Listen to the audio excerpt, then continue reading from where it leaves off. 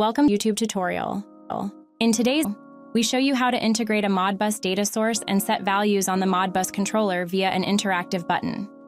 To do this, we start by creating a Modbus data source.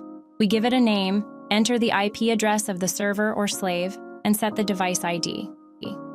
For the function code, we leave it as read coil, and also leave the start address at 0. We change the number of data points to 8 and can then load our data. After creating the Modbus data source, we create a data flow. We first give it a name and then add a step to change the column data type by converting the numeric values we get from the Modbus data source into Boolean values. After setting up the data flow, we can bind the value to a predefined control on the screen. Next, we create the script on the button that will change the value on the Modbus controller. Here we select the write single coil block and add a Boolean value for the value to be written to the coil. Then we reload the data source and wait until the reloading is complete before the script finishes.